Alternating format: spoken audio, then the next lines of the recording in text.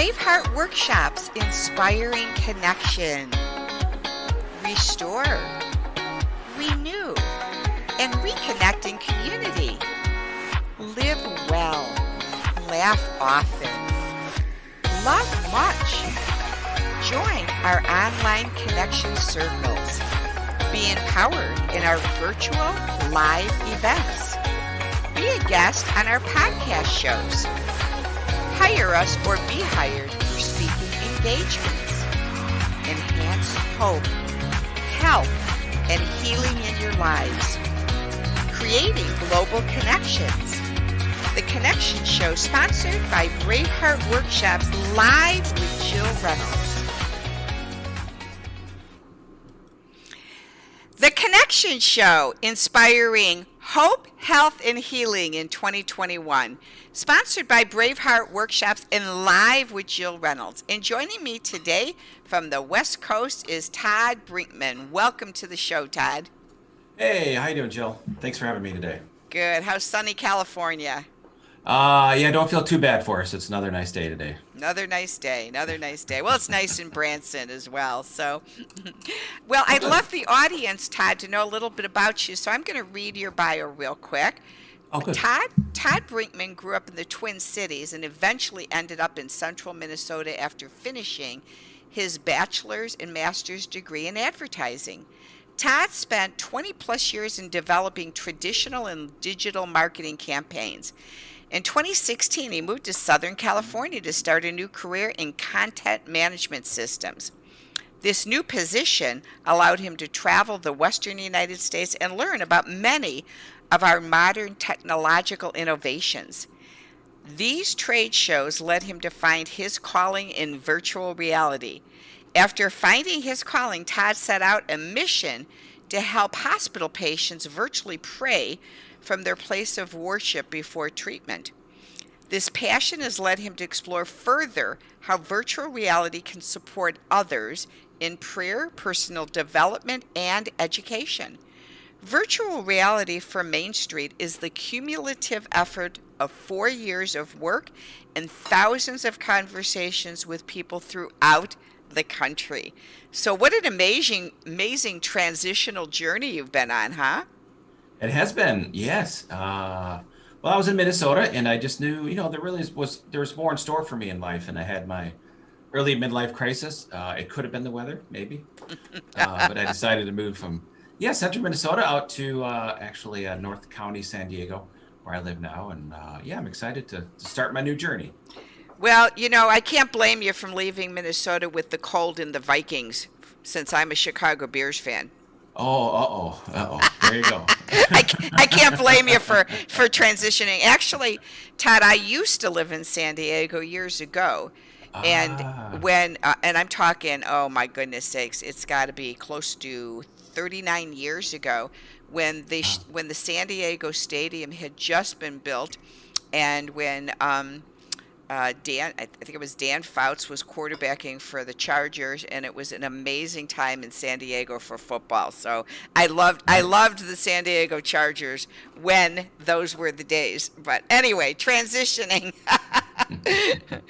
So Todd, on the Connection Show, one of the things that I think is so beautiful about life is I believe that life and story share so much about who we are with others. And so what we love to do on the Connection Show is take people on a journey. So I'd love to ask you if you'd be willing to take us on a journey connecting your dots in your life back to you as a little boy growing up, and what life was like for you, and then how that life led you into what you do today.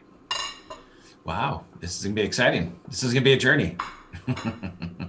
Well, I grew up, an amazing mom and dad. We're middle upper class family in the Twin Cities, actually a little bit north of St. Paul, and just had a good childhood, played a lot of sports, and things went great, and went to college and did all of that, and then spent a lot of my career in advertising and marketing. But to really set all that up, I guess it leads me to kind of who I was as a person, is I was the middle kid.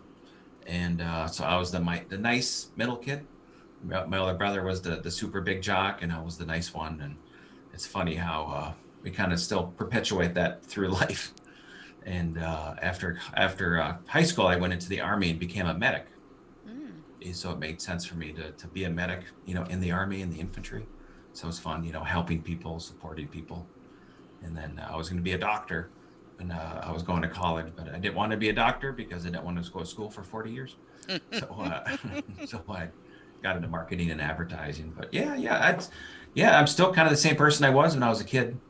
But yeah, I had a good childhood, a lot of friends, and it was good. But yeah, anything particular? Well, I sometimes I like to go deeper if you're willing, Oh, if you like to sure, go deeper. So sure. you made some great comments, and so not to never to discount someone's story, but I always believe that in our journeys in life, especially when I speak to guest on the show who says, I grew up in a great family, everything was wonderful. Uh-huh. I love to transition with that Sure. on a topic I learned about in the 80s, and it was called Codependency and the Looking Good Family. And it was all Yeah. about, I believe the definition of codependency is when we allow people, places, or things to become more important than ourselves, that we lose our identity. And so Right. when I speak to guests who say I grew up in this amazing family, everything was peachy creamy like the Beavers, I always like to go back to codependency and the looking good family. So in your looking good family, what types of things did you notice in that family that maybe led you down the trajectory of, again, our show is on hope, health, and healing. What led you into, maybe because you talk about prayer, so I'm assuming somewhere along the line God became important to you. What led you down the line of maybe looking for something more like God that would bring you through those troubled times? Because it says scripturally, in our days there'll be trouble. And so Mhm. when I hear that everything was peachy creamy, what Oh, types of troubles did you go through that led you into maybe searching and seeking more of God things in your life? yeah, yeah. Well, how much time do we have? I'm kidding. Well, I love the guests who say their life was perfect, because I'm like, there's got to be more. Oh no, yeah, we could have shows on this. This is great. Well, yeah, I'm realizing through my personal development, I had a coach last year, and her name is Kim Yater, and she helped me a lot, with my stuff. And a lot of it when I was a kid, I had a really, you know, like a dominant father figure, and like a dominant older brother, and they consumed a lot of the energy in the house when I was a kid. So I was the one, who always felt like no one really cared, because I was the one like, think we have another kid. What was his name again? Just because, the conversation was never really about me, and I couldn't seem to get in. And like, there's another kid over here, and so that's kind of how that worked out for me. But I know they're all, nothing's ever peachy, but it was fun for me. I think a lot of that was set in stone by the time I was 6 and 8, 10 years old. They did the best they could with what they had in life. But it was fun to navigate my family, because I was just that traditional, like Brady Bunch. I think you mentioned the Beavers. Hmm. The middle kid, I forgot her name, the middle young girl. Hmm. It's like, stop with the Marsha, Marsha, Marsha. That was me. It's like nobody even knows I'm there, and that was me, and it still shows up in my life today. Like the unworthiness and the idea, like, well, why isn't anybody listening to me? So Mm. it's just fun. So a lot of that's kind of set in stone when you're 6, 8, 10 years old. Yeah. And so yeah, yeah, it's amazing when you do the work on yourself to go back, and some things were traumatic, but a lot of it was just normal everyday suburban life. Well, Dad was working, mom was at home, and y- just yeah, navigating that world. yeah. I love that you are opening up that part of you, because whenever I interview people about this kind of stuff and ask them, I don't think generally a parent doesn't start off parenting by saying, I'm not going to be a good parent. So I always think, when I ask you, where are some of that, pain points, it's not ever about the parents weren't good. It's this matter of what there's always pain in families. I don't care what kind of Right. family you grew up in, and I find it interesting. So I'd love to go down the little rabbit hole a little bit of kind of Todd being that quiet, lost little boy, more so that really didn't have that much attention. And I find the connection of dots so fascinating, Todd, because I see a connection here that I'd love to see if you want to transition to, of Sure. how this quiet, lost child who wasn't seen ventures into virtual reality where they're being seen as an avatar, and yet there's a voice that can come out and be heard. But again, it's taken into a different perspective of maybe going back to that not seen child. So you want to kind Right. of Uh-oh. transition to the connection Sure. of maybe that with avatars. Yeah. Yeah. That's a great story. Yeah, the idea of, being that middle kid, not feeling like I have a voice, the unworthiness. We all have our stuff, but that seems to be mine. But the idea now, later in life, I just turned 50. Don't tell anybody. I'm kidding. But just turned 50, and it's fun. You deal with that stuff when you're a kid, and it keeps showing up. So really, the way that I see that transitioning is I think I spent most of my life in my patterns. So I was this middle kid. I was the nice one, like my training, it was like the winning formula. I mean, it carried me so far. But when you do the training and the development, you see all the blind spots and all that stuff, from personal development, you realize that that's really not who I am. It's just the system I was in, and I was just playing with the system. And so for me now, it's fun to have my own voice for the first time in my life. It's so exciting. I wish I would have had this when I was a kid, but it is what it is. But it's fun being 50, and now I get to be me for the first time in my life. And I like being that nice person because I care about people. So now I get to create my own company. I got laid off right before the pandemic, and it's been a tough year financially, but emotionally and spiritually, it's been great because I've taken this time to make my personal pivot. And for me, my pivot is teaching people how to connect, because I wish I would have had these tools when I was a kid. And so it's fun to explore, like taking a headset on a little girl in Uganda and Africa. Hopefully I'll be going there later this year, and putting a headset where she can feel connected to a church in Ohio, or maybe learn math for the first time in her own language.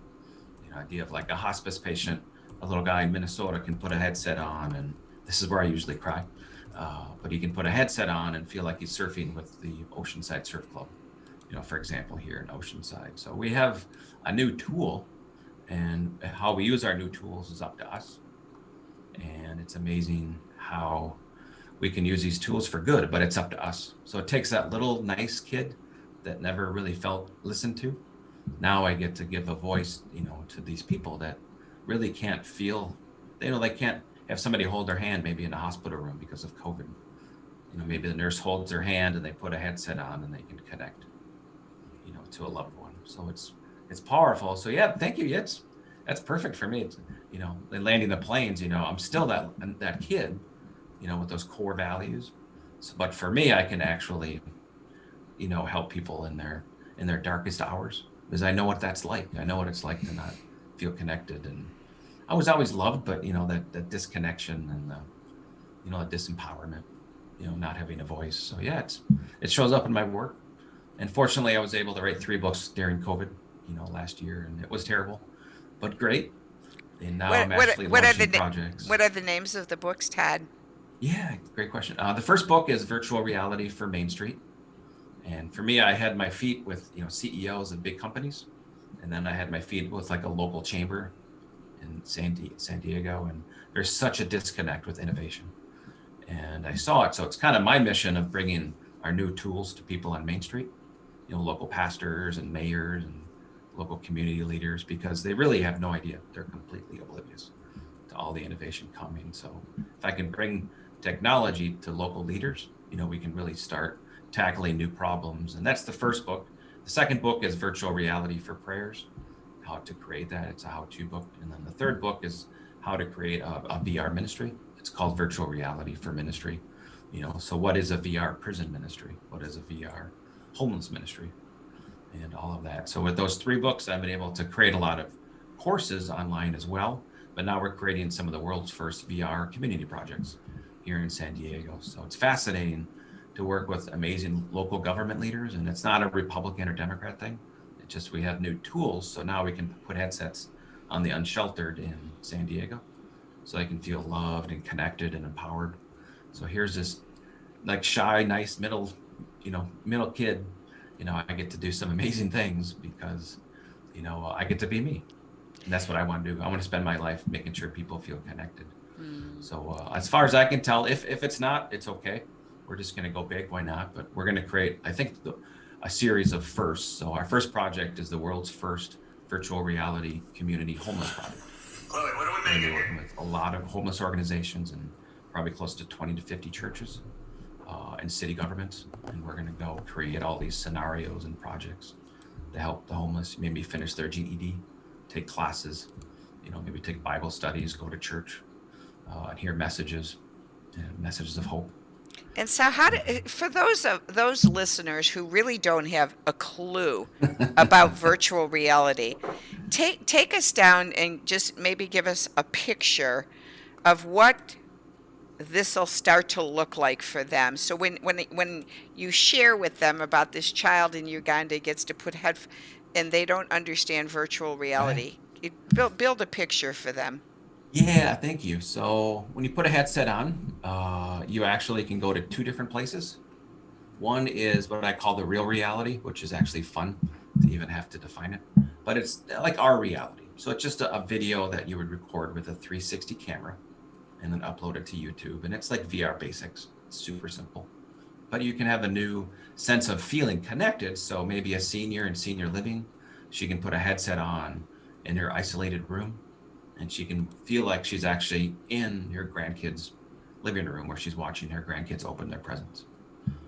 And it's an amazing experience, and it's so easy to do.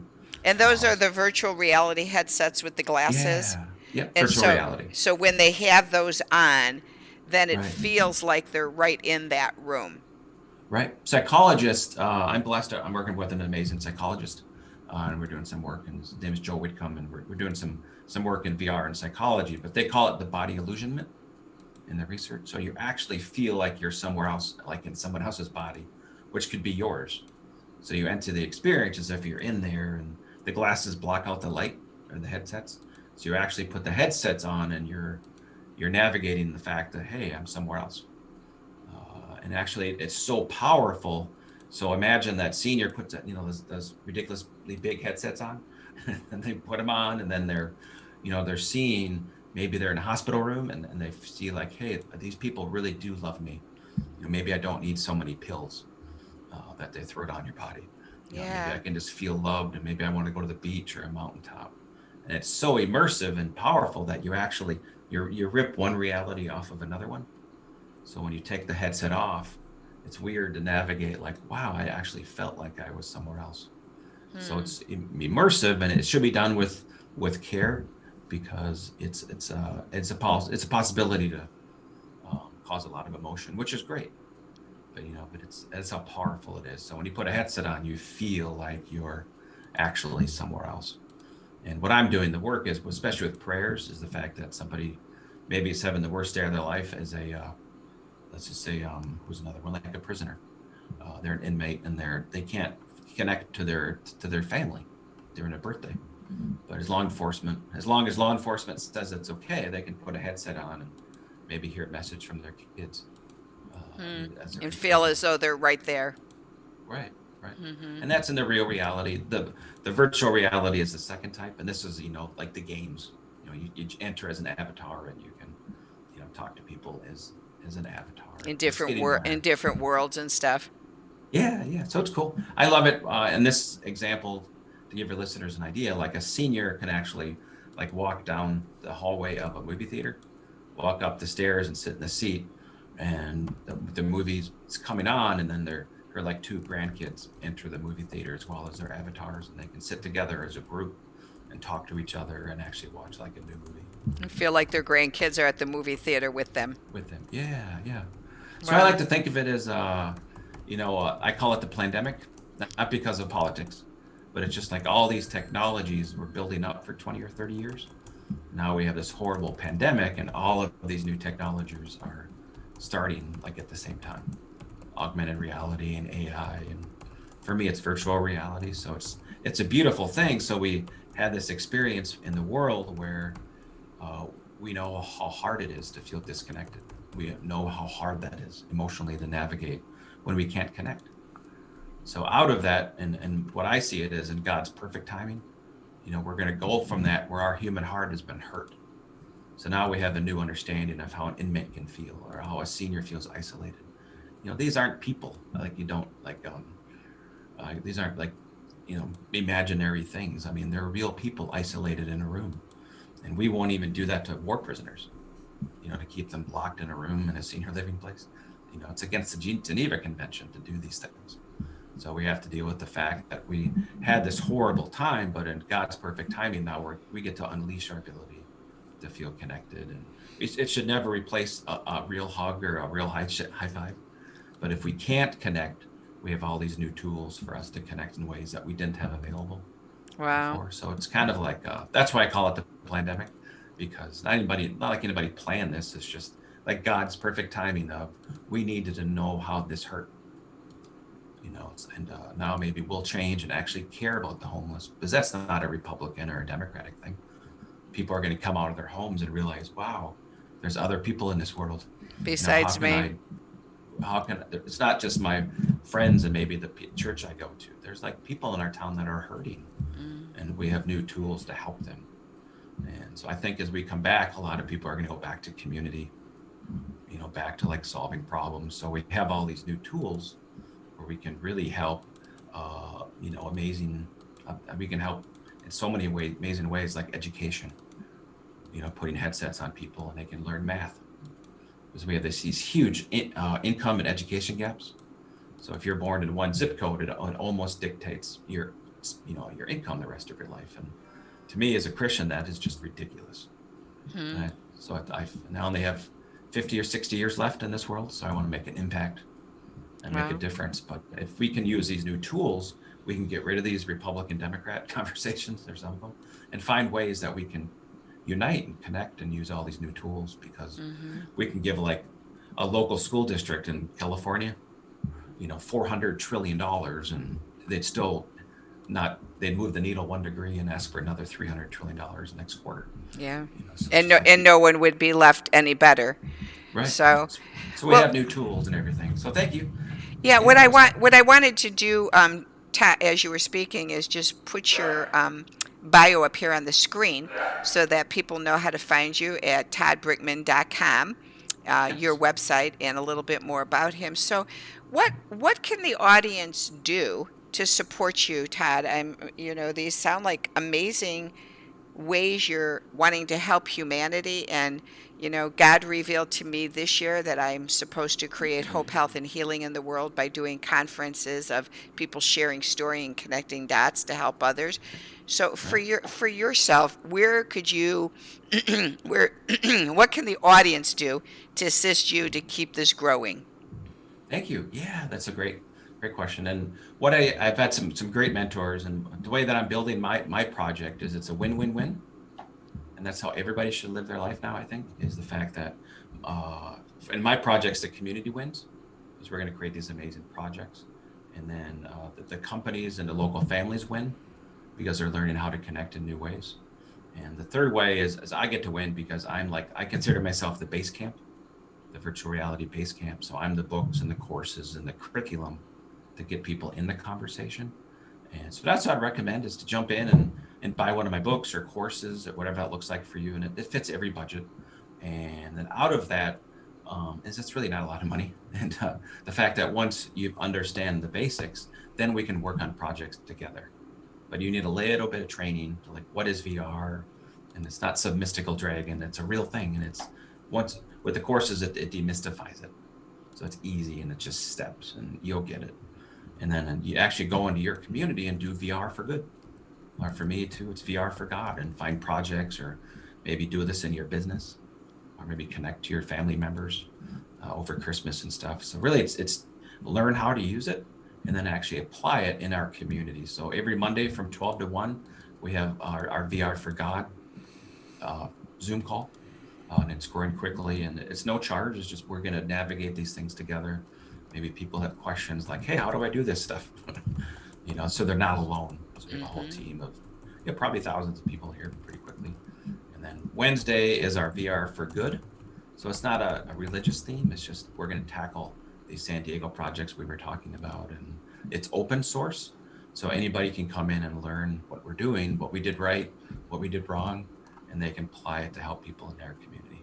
And so if someone wants to be on these Zoom calls, will you have links on your website or anything, or how if they click on your website, will they be able to find you? Yes. Yep. Yes. Okay. So I would go to my website. ToddBrinkman.com is joining my tribe and all of that. But if you also want to go to my website, it's VR, like Victor Romeo, and then the word FOR. So VR for Main Street.com. Okay. I'll have everything there, and really it's fun for me to meet with you today and your listeners, because we have these new tools that we get to really kind of recreate everything. We get to look at, like, what is a church, what is a school, what is a community, all these things were created in the 1800s, and now we get to recreate all these amazing things. And maybe we'll keep a lot of it, maybe we'll throw some of it away. Wow. Well, that's great. Well, thank you for showing up and sharing us, and definitely with us being the Connection Show, hopefully it will help to connect others to you as well, Todd, and to grow this business. And for the remainder of the time, I just like to ask the audience to connect with us in person. Virtual reality is totally amazing, like Todd was saying. And Branson is opened up. Their mask mandate has been lifted, and so tourism is booming here in Branson. So we'd love for you to get out, get some fresh air, come to Branson, enjoy some of the shows. Right now, Jesus is playing at the Sight and Sound Theater. It's the most amazing play I've ever seen.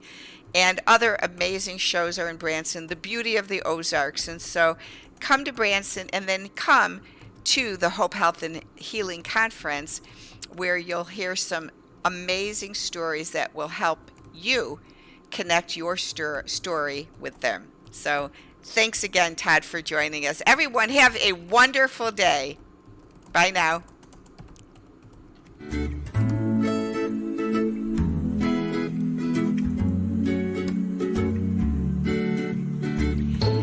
Thanks for joining us on The Connection Show. Let's connect now. Let's restore, renew, and reconnect in community. Enhance connection in our online connection circles. A place to meet up, gather, and feel welcomed. To join us, go to braveheartworkshops.com. Click on the Books Podcast tab, and then the Connection Circles drop down. On the pop-up, join our Connection Circles Facebook group. Our circles meet from 8 to 9:30 p.m. Eastern Standard Time. Share story, topics, and laughter with men and women. To learn more about Connection Circles, go to braveheartworkshops.com. Thanks for joining us on The Connection Show, and have a great day.